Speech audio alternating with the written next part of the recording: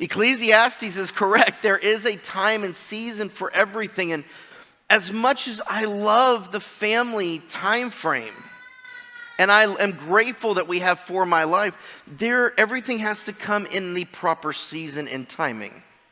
Too much, you can't handle it. You'll give out. Too little, you're not accomplishing what God wants you to do. There is that balance there. And so earlier this week, I ran across something in Ecclesiastes chapter 5, and throughout the week, I kept going back to 3, and I kept looking at it. And so this morning, I'm not going to say anything about how long this may be. This is just going to surprise us all. Ecclesiastes chapter 3. We're only going to go through about 14 verses or so. Not all of it. Verse 1, to everything there is a season, and a time to every purpose under heaven. We know this. This is a chapter that probably, we quote that line. We know this. A time to be born, a time to die, a time to plant, a time to pluck up that which is planted. I got farmers in my room and running fields and what we do at the campground. And there's always a time. We see it from, as humans, there's a time in each generation that generation is born. It goes through life, and at some point, it's time to fly away. Now, we don't ever like the timing. None of us ever like the timing. But it happens. There's times to plant. I'm between Sarah and Emily trying to know what season you're supposed to plant what vegetable and what lettuce and what fruit and all that stuff. Down to when is the right time to plant a tree, when not. There are those seasons that we're supposed to be putting stuff in the ground. And it's even different where everything's not at once. The Lord said, no, these are things you need during the summertime for your body. These are the things you need during the wintertime for your body. When you consider it, that's how it probably is supposed to be. Just ponder that a little bit. There's always a time and a season. Verse 3. This is always someone's favorite verse out of this. Until you realize what it means, Frank. No, I'm just kidding. A time to kill, a time to heal, a time to break down, a time to build up. And I looked up what it meant to kill. And I was really looking for, are we talking hunting? And honestly, it came back to a general statement. There was no one specific thing about it. I'm like, okay, Lord, that doesn't make sense to me. What is this? But a lot of times, there are times in our life, it's time to let go of dreams. It's time to let go of things and projects and operations that aren't supposed to be there.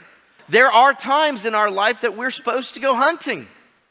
And you look at wildlife regulations, they even do it to where our hunting season in Georgia is October, with the rain, and y'all back there, I can't hear you. September to January. Okay, so then we got, September? Hallelujah. There's a time to hunt, but then there's the season that you let everything grow up naturally. And that's the way it's supposed to be. And God put it this amazing opportunity that as things progress, we can find something to sustain us all year long, constantly. The other half of that was a time to break down and a time to build up.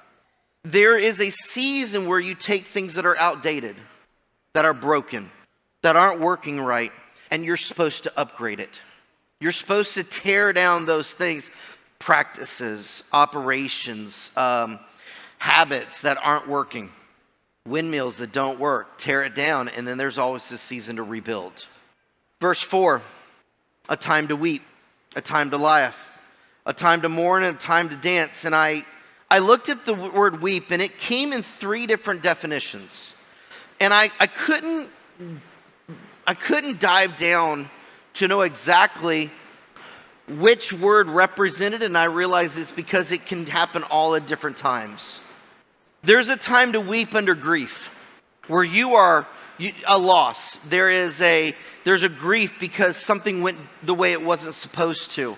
There's a time to weep when you're absolutely humiliated. It's in there. If you've ever said it wrong, you've done it wrong, or somebody is in your face and you've been humiliated or defiled, it is okay to weep during that season. It is okay to crawl up in the corner. Maybe not this corner. It's always better at home. At home, you've got that one spot you go to when you're just done, and that's where you break down and cry. It's fine. There's a season. There's also a season to weep for joy. Have you ever been so excited and so happy? I watched Brianna. You were over here, and I didn't mean to call you out, but since all this happened live, we're going to talk about it. Brianna was talking about that one of her daughters had gotten saved because of a correction and worked through things. And she started to cry out of that joy, out of that excitement. That's an allowable thing we get to do. But there's a season that comes. We're not always supposed to stay there. There is a season for weeping out of grief. But some point you have to come out of that into a season of laughter. That laughter is to be joyous. Some of these panels up here over the last summer have been absolutely hilarious. I mean, when you get the Heftons, the Mass, the Harpers, and the Wrights together on that second week, that was absolutely hilarious. We laughed so hard that part of my side was hurting because once you start giggling, have you ever noticed how effective and contagious laughter is? You just get it started in one little corner and all of a sudden it starts rolling through, unless you are really out to lunch, kind of a thing, or you're just deciding going, I'm not going to smile. But it happens, but there's a season. We're supposed to rejoice. There's a time to mourn, that heartbreaking going. There was a season, even grieving for loss of dad. There was this season that we all were in mourning. Now, we all had work to do. It still happens. And then periodically, we would come out of that into joy. We'd work through it. And now there's still seasons that circle comes back around. And before you realize it, you're slapped up again with it. Or, that would have been me in Joseph's world. You were gently reminded, and all of a sudden you're in that moment of mourning and that loss and that grief. But at some point you have to come out of that. I'm not making light of loss, but if God gave us different times and seasons, there has to be a movement, a change. The last part of this is in a time to dance. I was very grateful to look at this and realize this had nothing to do with choreography. It was like, Lord, we do our little choreographed dances and things, but we're not talking about this. And I really love the definition of this. It says to play. It means to play. You're playing with your friends. I don't call it a play date because that just sounds weird in my head. But it's like you're having fun. You're enjoying life with someone. There's a definition. There's one part of this that said like leaping animals. And have you ever watched like puppies when they're just leaping? Or you look at baby deers or even older deer, since we talked about hunting earlier. When they just are leaping, enjoying, and I had this mental picture. It's like my dogs have the zoomies. How many of us as humans, let's just see how many people will actually get to admit this. How many of us as humans get the zoomies? Absolutely. You're like all of a sudden, you kind of chill, and all of a sudden you get this little nervous, not really nervous energy, but this little bumped up energy, and you start like talking really quick, and it's like, and I do it to Sarah, and I was like, hi baby, how you doing? What are you doing? She's, stop it. Because it's not we don't have control of the zoomies. We could be sitting up here, and I may look at it and go, hi baby, how are you doing? I just have got all this energy. I want to get it out. Kind of a thing. She's like, stop. Or it's even worse in the car. Because then I know I have to put it on cruise control. The last thing you want to do is be playful and leaping and having the zoomies in a car with a heavy right foot. No cruise control, back it off. But you can't stay there. I don't know what y'all giggling about, but I'm moving on because I probably don't want to know. But we can't stay in those moments. There's a time and season for everything. There's also a place for everything. And the more we understand this, The more that there's times to grieve and loss, and there's more times to honestly skip about. And those are the things we have to come to a place of understanding. Verse 5, a time to cast away stones, and a time to gather stones together, a time to embrace and a time to refrain from embracing. And this is my belief of this verse. This is my explanation of this verse. There are seasons in our life that we've found that we have walls in our life. We've built stone walls. You know, you look at Facing the Giants movie, and they're talking about the defensive line. He goes, I need you to build a stone wall like Nehemiah did to keep the enemies out. When I look at this, a time to cast away stones and a time to gather stones, I believe that's what we're referring to. There is a season we have to build walls to separate us from people and things that are unsafe. But there are times and seasons that we're supposed to be tearing them down. There are times, even the next one, a time to embrace and a time to refrain. There is a time to embrace in brotherhood and unity. And there is a time and season that I need to be away and on my own. And I look at this, I'm like, okay, Lord, you're telling me that you have created in this world a time and season for us. There are sometimes I legit have to build a stone wall for my safety, my protection, and my peace. Yes. And then as that season progresses, you might find that same wall, it's time to tear down. But it ain't in my timing. It's in His. Chapter 3, verse 6. A time to get and a time to lose. There is a time to search for things. Time to hunt for things. And I don't mean deer. A time to find things. And there is a season that we let it go. We let it be lost. We realize that, you know what, I've been looking for my keys for like not me, I know where my keys are at. But if you're looking for something for a period, it's like, I can't find this. There is a season we're supposed to look. We're supposed to hunt. We're supposed to find these things. We're supposed to search the matter out. And there's other times we have to go, okay, Lord, I'm not looking anymore. I'm just going to let you bring it if I'm supposed to have it. If not, we're just going to let it float on by. A time to keep and a time to cast away. There are seasons where we keep things in our world. I'm not going to use the word hoarding. And there's a season to give it away, to move on. Verse 7, a time to rend. There's a time and a season that we have to tear things apart. We absolutely have to rip it to shreds because that's the season we're in. Maybe it's old ways of doing things, old habits. Maybe it's policies. Maybe it's operations. We have to just kind of rip it apart. And then there's a time to sew it all back together, to make it back to one. There's a time to keep silent. And there's a time to speak your mouth. I was going to say run your mouth, but I figured I'd be nice. There's a time to be silent and there's a time to speak. There is a season in our life that sometimes, we're going to get in somebody and we're going to say, I got to tell you what's going on in your life. And there's another season. It's like, you know what? I'm just going to be quiet. And it may be a season that you're like, you know what? God ain't got me anything to say. There may be seasons that we have all these amazing things that God says, I want you to speak this and speak this and speak this. And then there's going to be a season that He says, I want you to sit down, shut up, and I want you to listen and learn. A time to love and a time to hate. And this one surprised me. It's like, Lord, I can't find anywhere else in Scripture I'm allowed to hate people. And then late last night, I was like, we're not talking about people. There is a season I get to love an object, something we do. And then there's a time to season not to love it. I love Henry Wright, but sometimes his seasons rolled through really quick when it came to restaurants. There'd be a season that what can I say? Because if I say any of the names of any of these places, we're going to get in trouble. There would be a restaurant that had a good-sized buffet that we used to go to after Sunday church.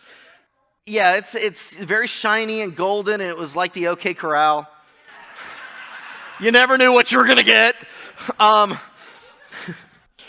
There'd be seasons that we would like, yes, we're going there after every Sunday. That was it. That was the only place to eat. And then all of a sudden that season would change on a flipping dime. And all of a sudden that is the golden botulism.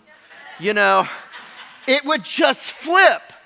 And that season would last a while. And all of a sudden, he'd go from loving it to hating it. It's like, oh no, we're going to go to this restaurant. And then all of a sudden that one would flip and we'd be back at the golden not Arches, but the older one, the corral. And it was like, but you said, yeah, but that was last season. Which for him, he'd be like, that was the other day. I'm like, dude, that was a year and a half ago. But there are these seasons that we get to love certain things. And there's a season that we have to step back and go, this isn't my time. And I realize it's okay. It's been designed that way. It is set in place. The rest of this verse in verse 8 says, a time for war and a time for peace. I know one of our daughters asked Sarah what she wanted for Mother's Day, or for her birthday, excuse me. And she didn't know what to say, and so she goes, well, I want world peace. And they type back, it's like, can we get something tangible? Well, Sarah didn't catch that they had sent the question, so she just left it on read. Well, they sent her a picture, or they sent her a t-shirt. It is the world on a white t-shirt with little green English peas that line out the country, and it says world peas. I absolutely love that shirt. I mean, when they first sent it to me before they ever ordered, they're like, will Mom love this? I said, I don't know, but I do. If she won't wear it, I'll wear it, kind of a thing. I love that because as much as we want peace, there is still a time for war. We just finished up, we're going to call it 6 weeks of warfare. Everyone who worked the retreat were like, yes, it was war, man. I'm tired. I'm a little bloody. I'm worn out. I've got bruises. It's like I'm sore in places. I'm like, where am I sore there? Kind of a thing.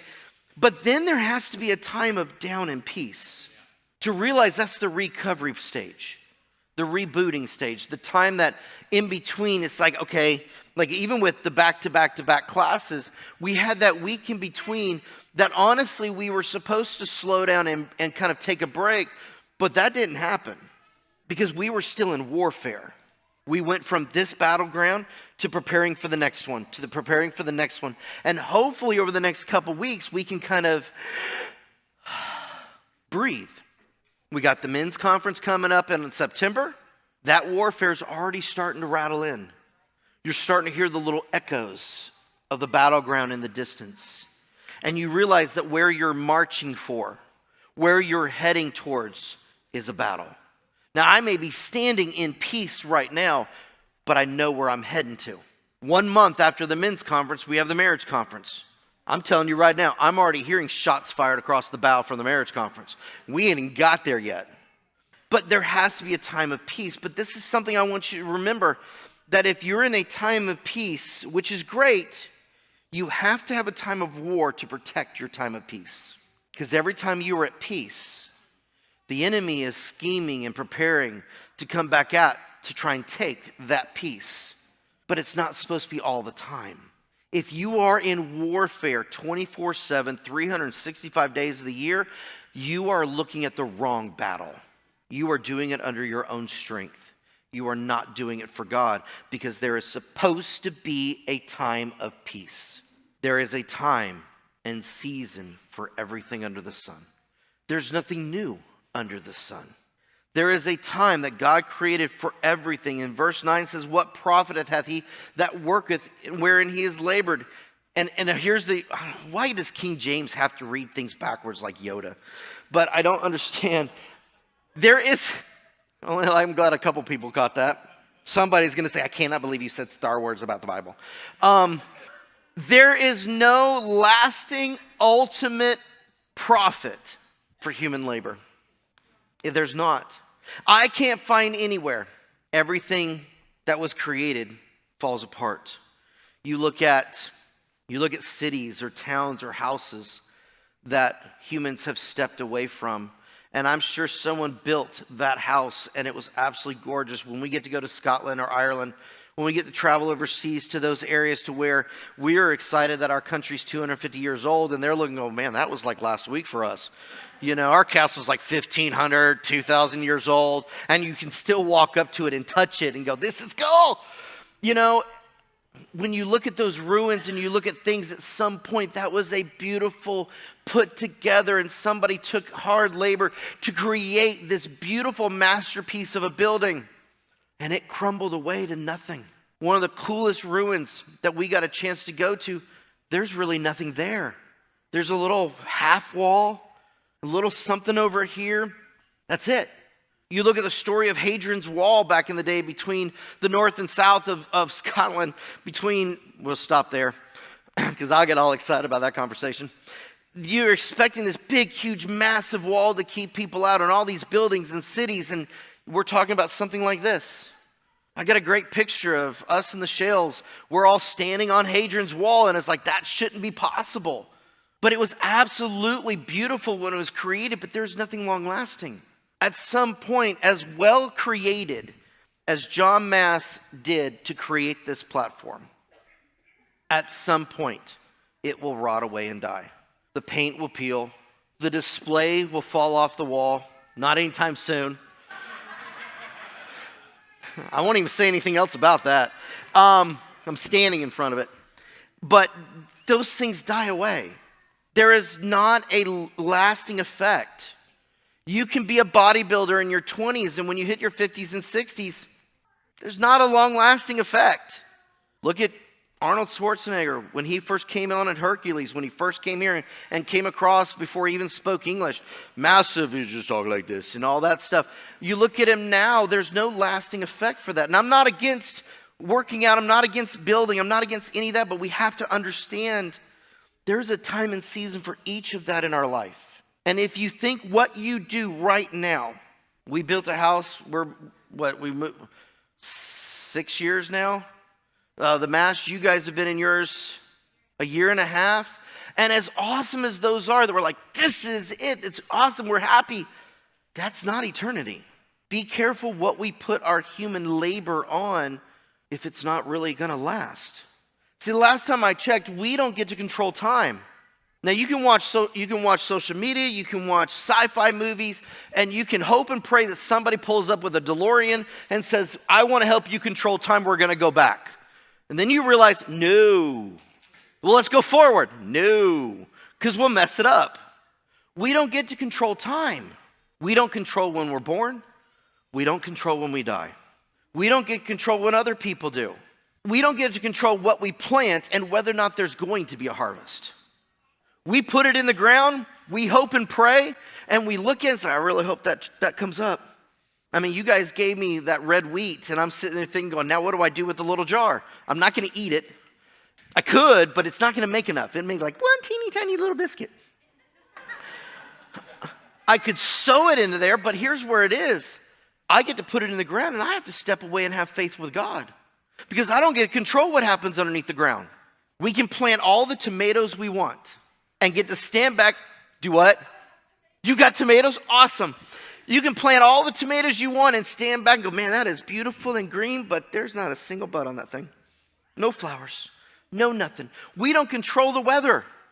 When you realize how much we are out of control, one of the greatest lines of a movie about control.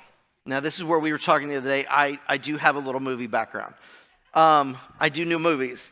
And I'm not recommending the movie, but there was this fight in NASCARs, and they were racing back and forth, and the NASCAR drivers were in a fight with each other, and they went to dinner. And so at the end of dinner, they decided, well, they were going to drive their own respected rental cars through the city and forgot they're not in NASCARs, and they destroyed the two cars trying to get to dinner. And there was a midst of this that when they were leaving, the doctor was in the car with the main character. It was Tom Cruise movie. And he's driving, he's erratic, and he's all over the place. He goes, I'm in control of what I'm doing. Slams her. She goes, control is an illusion, you infantile egomaniac. I love that line. I have quoted it since the movie. Control is an illusion. We have absolutely no control of anything except maybe our heart decisions. But even then, the only person who knows the true heart isn't even us. It's God. Without God, to make things appropriate in His time, we have nothing. Verse 10, I have seen the travail which God hath given to the sons of men to be exercised in it. And this simply means we've all been given things and tasks that God has gave us to occupy our time until our day is done. And when you realize, and I'm not making light, I know everyone's got hobbies and you got farms and you got different things that you do and tomato plants and all those things. So don't misunderstand my heart when I say all of those things are important. We all should have some hobby. God's given us tasks to do. But when you realize that is just, and it hurts my heart a little bit because I'm like, man, but I've got some value. I mean, honestly here, in the totality between the campground, Hope Inn, and this building, we've got so much blood, sweat, and tears into this building, into this floor, into the walls, the old curtains, even this area here. And it's like, you mean to tell me all of that is just, and I'm going to do it sarcastically, just to occupy my time while I'm here? I don't like that. But there's no earthly value in it. There's no eternal value in this. It is to occupy my time, to learn, to grow, to make something available for someone else to learn and grow, to keep me busy. So I'm not idle. So I'm moving forward for the kingdom. So I'm actually trying to do something productive to help someone else. He gives us things so we don't get caught in isolation. He gives us things to do to occupy so we don't sit there and just twiddle our thumbs and go, Lord, I'm diving into everything in my own personal world, and I've done the 8 R's for 18,000 times this morning, and I've still got this sin in my life. And he's like, stop. I gave you things to occupy your time. Get out there. Experience creation. Verse 11, he hath made everything beautiful. What's the next 3 words? Oh, wait, no. You can't put it that way, Pastor Scott. I need it beautiful now. I wanted it beautiful yesterday. I wanted the new property done, cleared, tested, move-in ready by now. That would have been my time. He says, I have made everything beautiful. God hath made everything beautiful in his time. And I realize I don't like that. Hi, my name is Scott Harper. I'm a Control Anonymous. You know, we all have control issues. We all want to micromanage God. We always say, I want this done in this time frame, this way, across that way. And God's sitting there going, I'm sorry, sweetheart. Bless your heart. You had a plan, but we're going to do it in my timing. Now, at some point, you need to make sure your timing matches up with mine. He's not altering his time to make us happy. We need to get out of our own rebellion and our own pride and match up with his timing.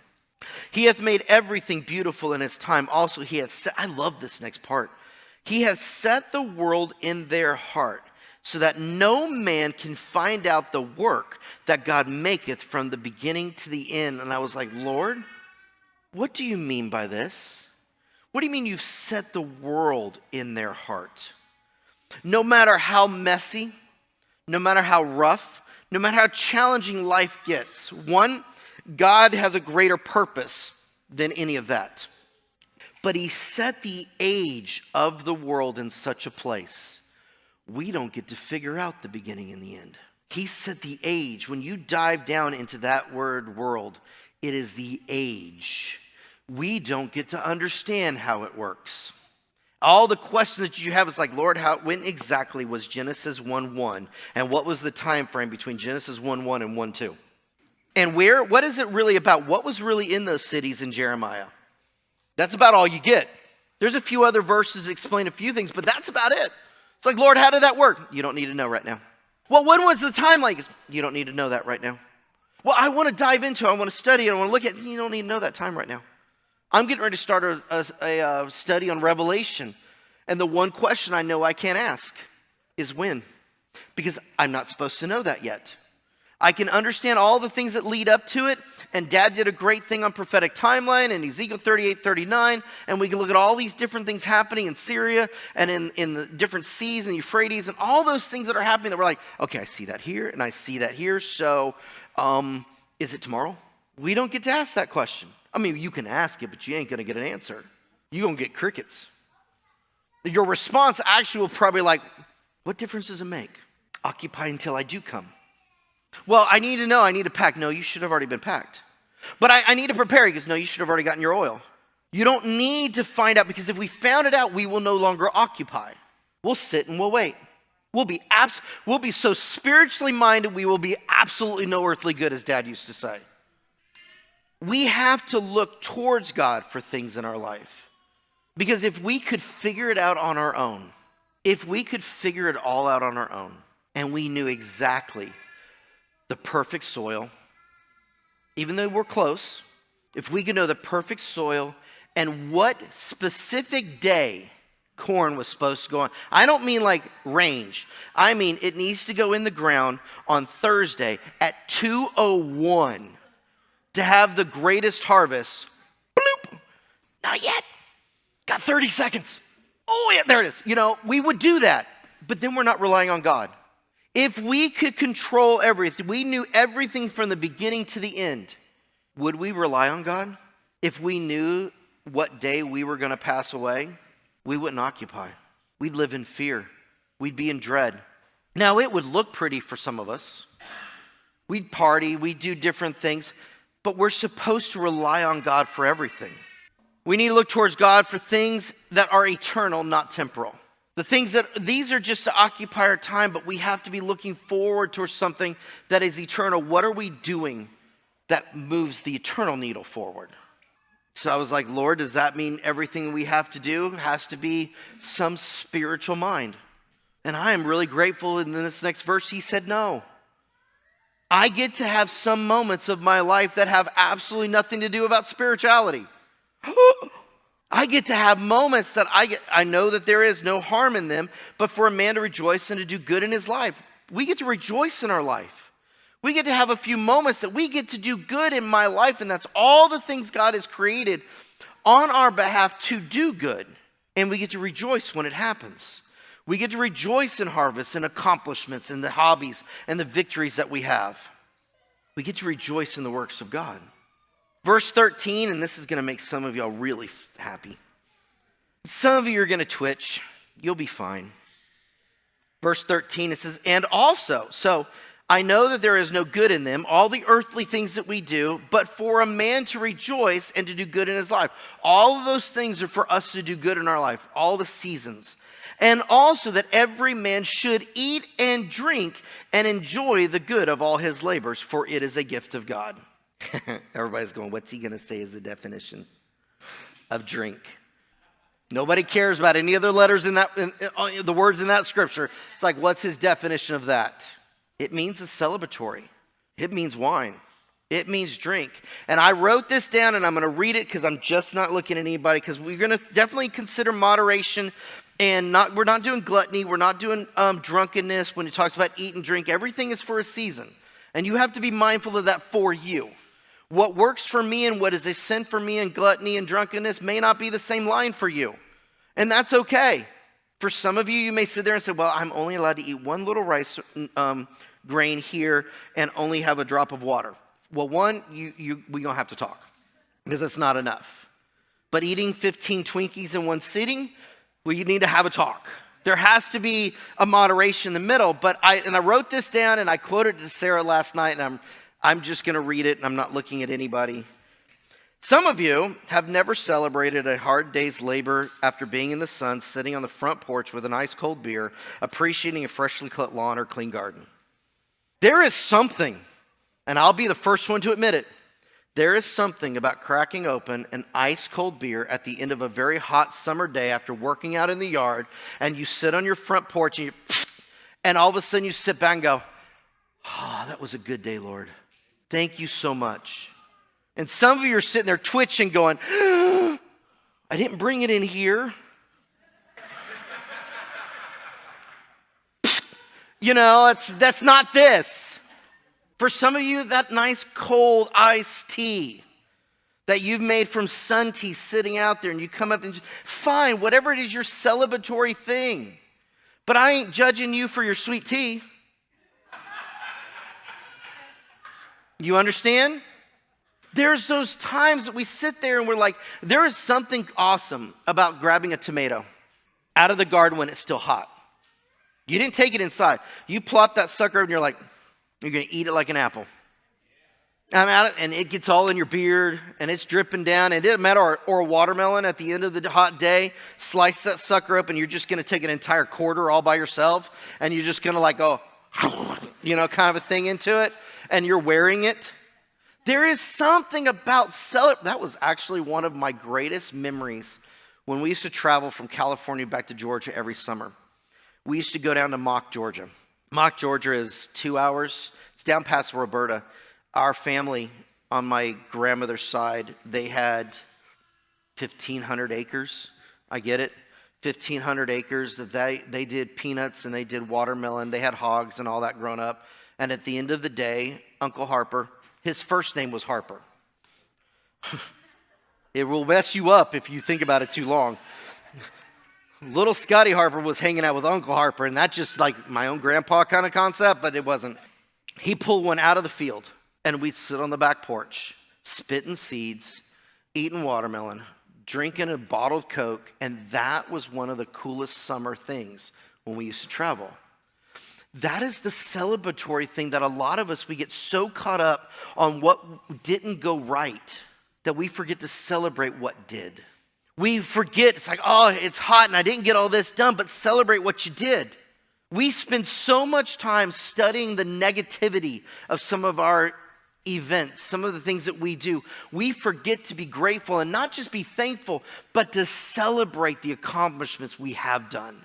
When we first moved into our house, that first time we stood in there, we had cardboard boxes everywhere. We unpacked enough to cook Thanksgiving dinner for 32 people 2 days after we moved into our house. That was our celebration. Was it perfect? No. Was it everything put away? No. We've been in the house 6 years and not everything's put away. Still trying to find spots for things. But to sit back and celebrate the gifts of God in your life, if you don't slow down enough to thank Him for it, you might lose it. All that time and season, times to hunt, times to look for things, times to build, and times to tear down. If we're not careful, we will stop being grateful. And we will be so critical and nitpicky of all the things that didn't go right. God's going to say, well, if you're not even grateful for the little things, I'm going to give them to someone else. And all we're going to have is that side. Verse 14, I know that whatsoever God doeth, it shall be forever. Nothing can be put to it, nor anything taken from it. I can't take away God's blessings. I can refuse them, but they still exist. He might give it to somebody else. I can't add to it. I can't create anything on my own. Speaker blows. I can't sit there and go, okay, Lord, let's build a new one right here. All the blessings that are here, everything I do is temporary. At some point, this teaching is going to be, I look at all the amazing things Dad taught over the years, and we put them on magnetic cassette tapes or the little mini recorders that we had, or then we tried the little mini recording discs back there, and that lasted about a month and a half. Then we tried digital, but guess what? You realize all of that fades away too. We lost 3 years of content when one of our servers died. No way of getting it back. Everything is temporal. There is nothing, none of this is permanent. I can look at my wonderful cut grass, which I did, and I looked across and I got my little orchard growing next to my house and my little wannabe fig tree that's now starting to look more like a fig bush than a fig tree. And I sat over there and I went, man, that looks really good. Good job, Seth. We did a really great job. And I went back and I kind of stood on my porch last night or this morning, and I'm like, dang it. I got to cut again. It's like, whoa, I feel like I just did this. Well, what do you mean I got to cut again? And then I looked at one of the little flowers over here, and we had just picked all the dead flowers, deadheading it, whatever that's called. And I looked and went, I got to do that again too. Come on, Lord, I just did this. Lord, well, we got to go through this again because I got to work through this in my life, but I just did it. He said, no, because it's still temporal. It's not eternal. The things of God, the things that let me rephrase that. What is included in this book is eternal. The paper it is written on is not. This is just crushed up wood and ink. And understand, I am not belittling the Bible, but this doesn't do you any good if you don't get it in you. It's still going to fade away. We've got great Bibles that are, one that my grandmother had, one that Dad's mom had, I believe it is back there. And it's like you put it in a plastic cover because it's starting to fall apart. We got a great Declaration of Independence. Sits in Washington. And it's behind enough glass and enough protective things to keep it forever, because we all understand things fade. They go away. What are you spending your time on? Is it a book with pages or what's living inside of it? When I think about all the things that God's plan is for me, I sit back and I look at the times and seasons in my life. I've seen bits and pieces of these seasons throughout my life. Some of them I have tried to avoid. I have absolutely tried to avoid a few of these seasons. And you know what that got me? Wet in the rainy season. Because I tried to avoid it and I didn't bring an umbrella thinking I could miss out. And guess what happened? I got hit with that latter rain because I wasn't expecting it. There are things that we want to add things to the seasons, and God says, no, there's nothing more you can add to this. Well, I want to move some of these seasons out. No, you can't do that either. This is the season you're in right now. And the most scary, if you will, that the seasons are created because of this last part of this verse. Everything created, all the seasons, nothing can be put to it, nothing can be taken from it. And God does it that men should fear before him. To realize our worship for God is in every season. Our respect for him, our reverence for him, that there is a place for everything, but we have to have God's help in every season, even the joyous one, because we better bank on that joy for a little bit, because there's going to be a season and we're going to have to come back on it, and it's going to be sad, or it's going to be rough. If you got an easy season in your life right now, I don't know anybody who does, but if you do, and I don't mean that, it doesn't matter how I mean it. If you're running through an easy season right now in your world, don't get complacent. You better prepare, because that season only lasts so long. But let me remind you, so is the dark season, the hard season, the drought, the wilderness. It's only for a season. And when that season is over, then comes plentiful, abundance, harvest. You look at Joseph and Egypt. He planned for a time of famine. That time of famine had a specific time frame and season. And at some point it ended and everyone was blessed. The same thing for us. There are times in our world, I've talked to Pastor Don and Pastor Sarah and even the rest of the elders. There are seasons in my life, honestly, I feel like I'm wandering in the wilderness with Moses. Things don't come as easy. It's like I'm asking God, what do you want me to do? What decision do you want me to make? And I'm sitting there going, man, that's a tumbleweed. That's not the answer I wanted. And Sarah said yesterday, really amazingly, when you don't get an answer, then you continue going the same direction you were. But that wilderness sometimes feels absolutely devastating. She's like, I don't know what to say. But that season is temporal. And then all of a sudden, God says, I'm about to unleash in your world. And you realize, whoa, okay, so that season that I was in when everything was quiet, I wasn't supposed to be stressing about it. I should have been resting to prepare for, I'm a little late to the party, huh? Yeah, you are. But here's the thing, no matter how we try to interrupt that God's plan, he still brings it to fruition. I was telling someone yesterday, I knew I was going to be a pastor when I was 12. I absolutely knew. Had somebody tell me, we talked about it, and somewhere around 13 to 16 years old, I realized it was not what I wanted to do in my life. Bless your heart, God had a plan.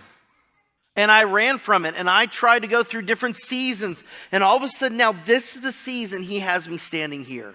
And I'll be honest with you, the season of Henry Wright was a season. Then it was Pastor Donna Wright in charge.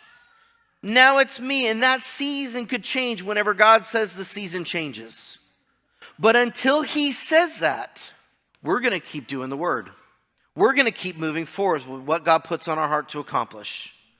Because everything that we do has to have an eternal mindset with it. Even the stuff we just get to do here. that men should fear before him isn't to be scared. It's not to be timid. It's not to isolate away from God. All the things he's created in the seasons, all the things he's added to it, all the things he's put in place, all the works that we're supposed to do to occupy ourselves, all of the things that he allows us to be a part of in Ecclesiastes, all of those things come down to one reason, one purpose, and one vision: to stand in awe of God. That fear him is to stand in awe. You may not want to. You ain't always going to feel like standing in awe, but it's all in place so that we do. To step back and worship God and be so excited that he's absolutely in control, and to stand in awe of one of the most awesome people who planned all of our existence, who before the foundation of the world in Jeremiah said, I knew you, called you forth for you to be here on this planet in this season, to accomplish the season that is now you are walking into, purposely.